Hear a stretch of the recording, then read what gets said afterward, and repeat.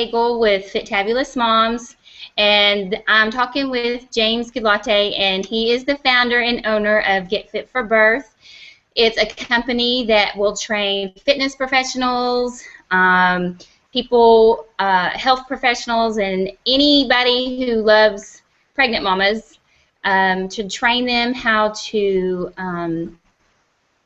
with corrective exercise, for nutrition. It's just a really great program. I got my certification from him. I'm a prenatal, postnatal corrective exercise specialist, and this guy knows his stuff. So you can check him out at getfitforbirth.com if you're interested.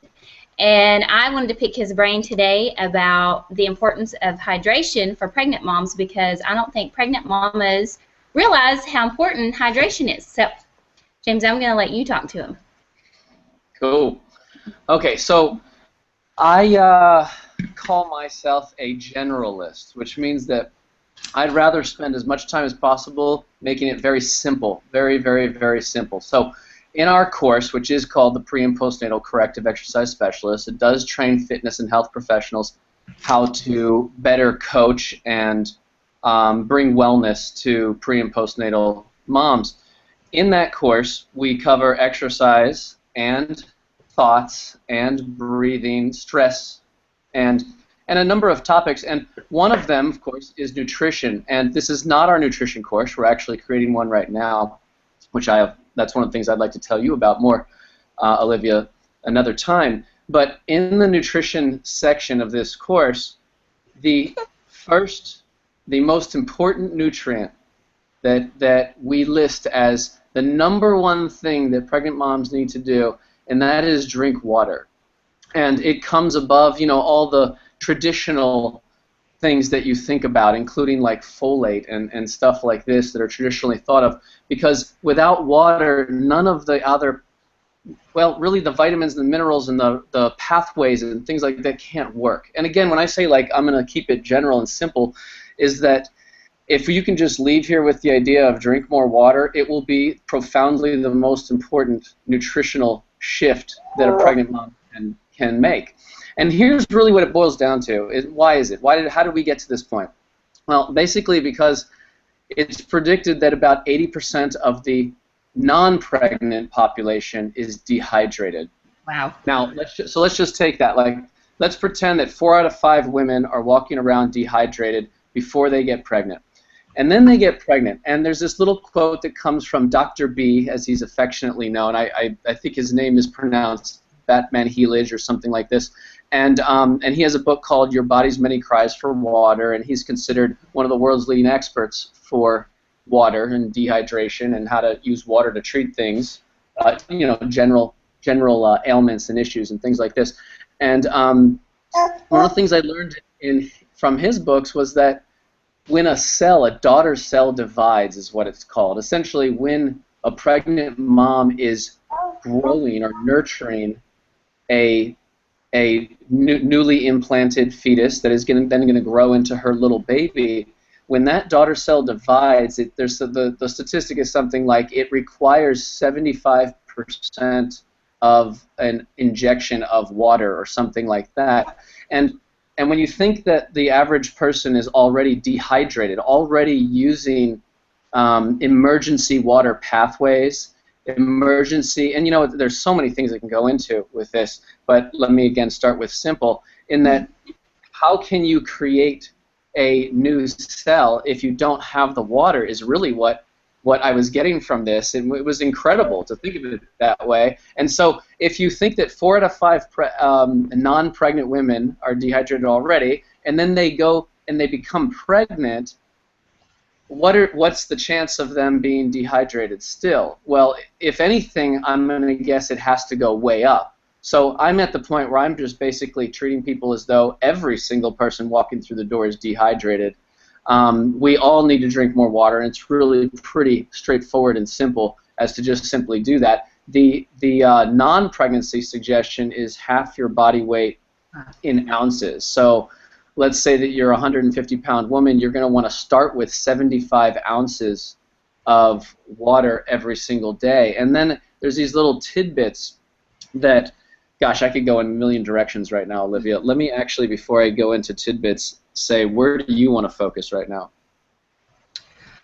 Just really, like you said, keeping it simple to help maybe even understand about hydration is even important for the cord. It's important for removing toxins out of the placenta. Isn't that correct? Yeah. Mm-hmm. Yeah, okay, so let's just go to what is the importance, like what is going on in dehydration? Well, and then the forming, like you already said, of the baby. Yeah, well, that's the one that's on the top of my mind right now for this discussion. But yeah, when you think about like what is it like that water does in the system, and this is again where, you know, I don't want to pretend to be a water expert. It's I'm just putting information together from the other experts to put in there. But water is what makes up your blood, which is pumping through your body in order to pick up the nutrients that we from our digestive system and to deliver them to the cells around our body. Water is also, by the same delivery passageway, what's picking up the metabolic excretions, the toxins or the waste or the byproducts of the cells, and then the blood, via the water of the blood, you know, is going to take these back out through the excretory pathways, of which there are numerous ones, from the liver, the kidney, the skin, the lungs, etc.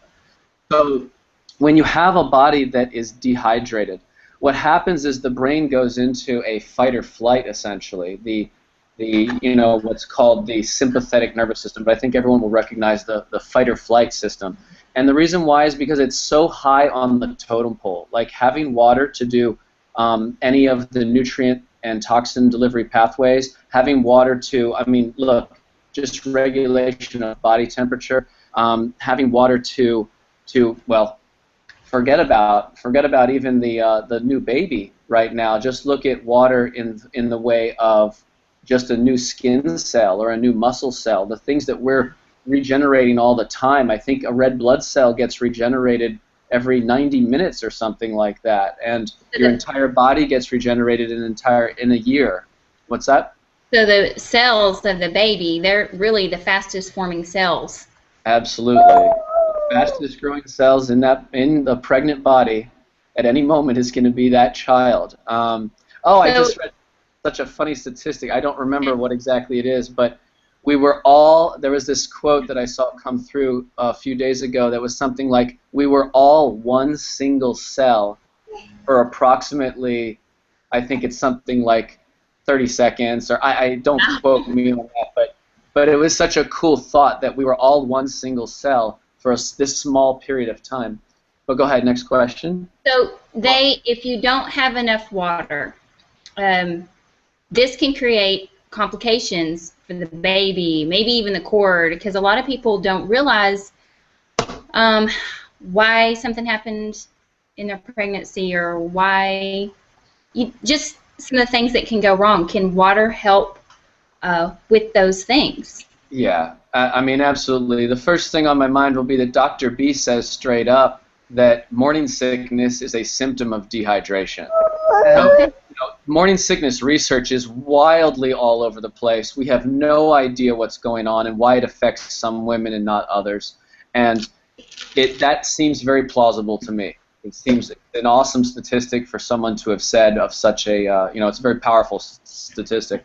Where else can water help is, it's really everything that it would help in a non-pregnant woman too, though. Like if a pregnant woman has some aches and pains, let's say the cartilage isn't getting the level of synovial fluid or something like this, and so you now have your knee joint wearing away. If you're going to feel that during pregnancy or before pregnancy, well, if it's a dehydration caused issue, then there's hydration. And if your body now in its fight or flight is like, oh my goodness, do I choose the knee or the baby?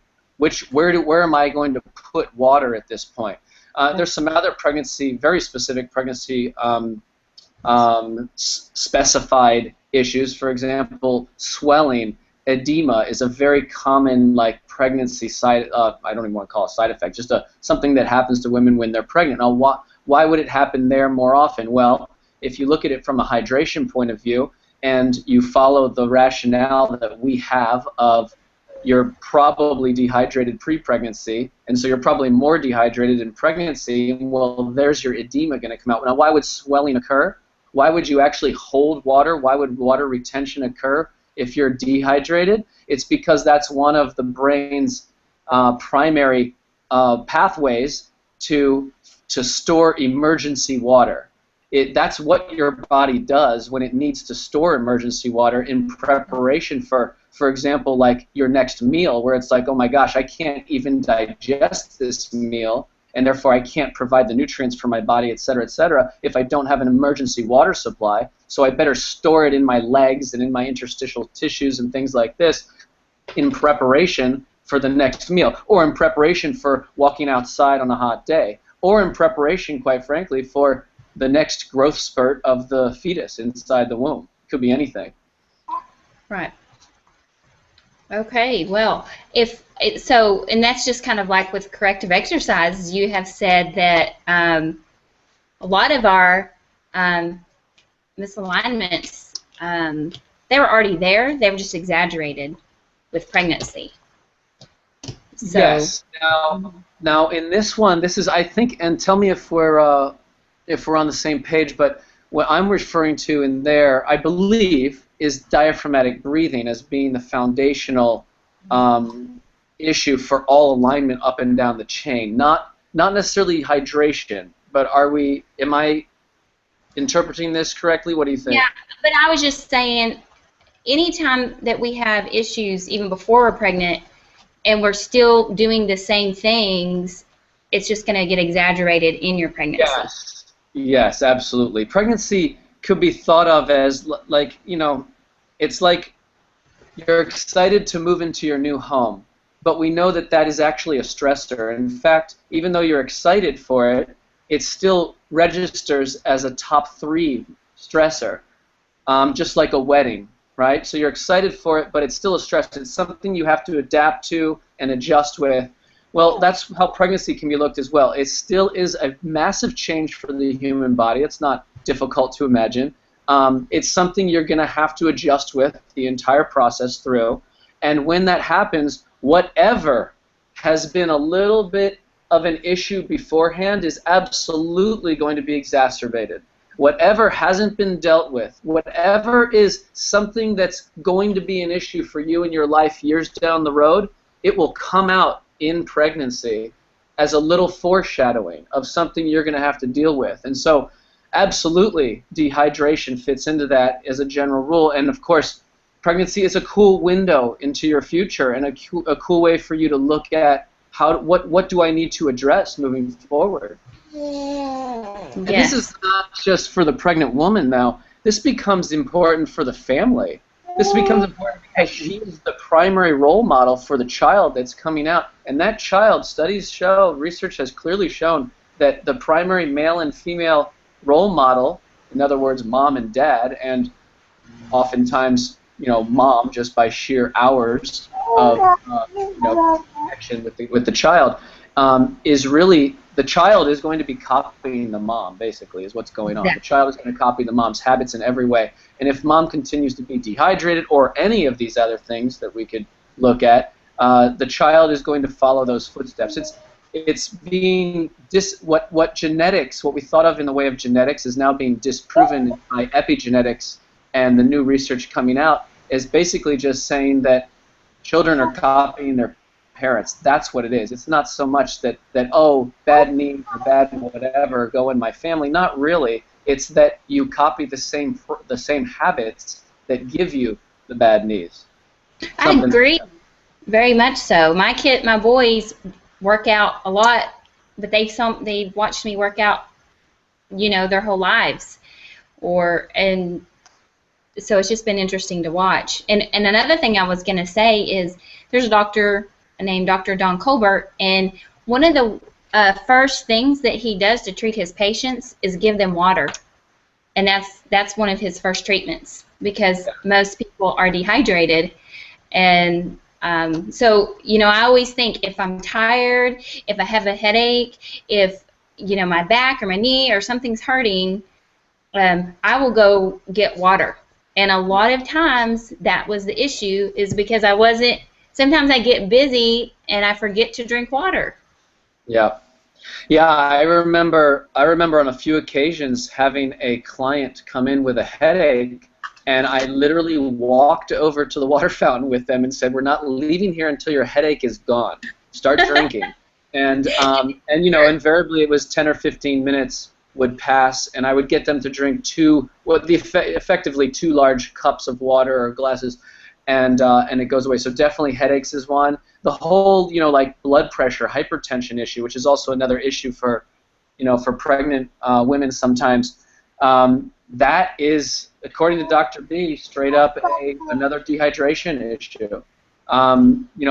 If you look at the science of it, it's really cool in that when you don't, remember I said that blood is made of water, for example, right? So if you don't have enough water in the blood supply, then what happens is, in order to keep blood pressure constant or level or something, the vessels have to start clamping down around a lesser volume of water. You don't have as much water in there, so it has to clamp down around it, and there you have now blood vessels that are with higher tension. There's your hypertension.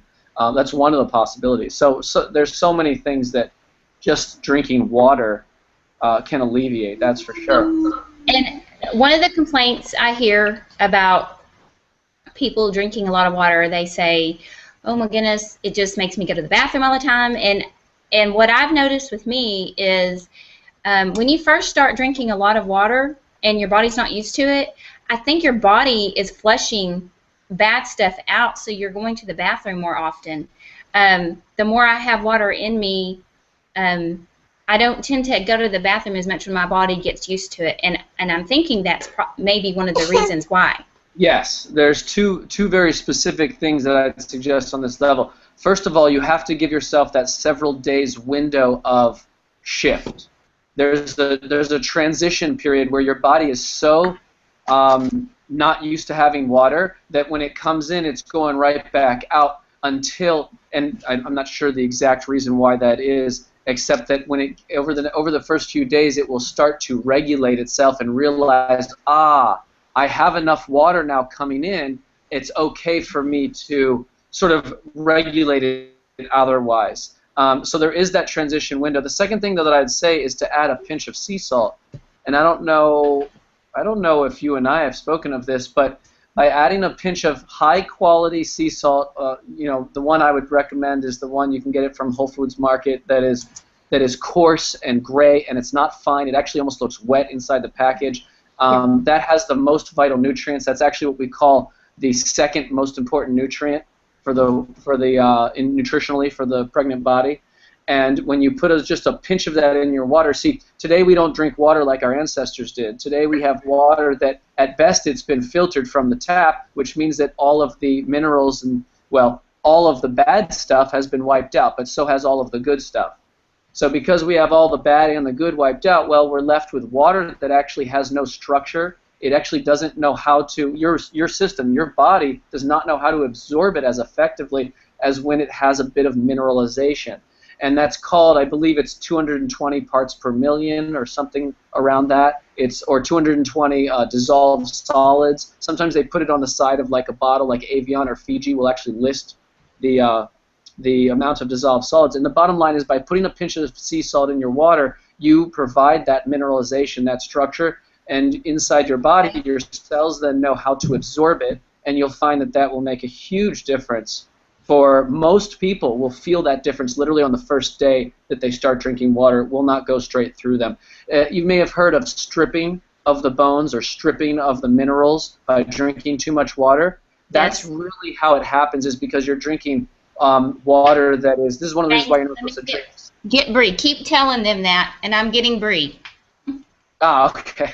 It's one of the reasons why you wouldn't want to send someone to drink something like distilled water, which has been completely depleted for too long, because although it can be used maybe for some therapeutic reasons, it's not a regular drinking water to have, because it will literally strip the minerals. It's kind of like osmosis. if the water you're bringing in has less minerals than the water that you have inside your system, the osmosis effect occurs, and there you go with water depleting your system.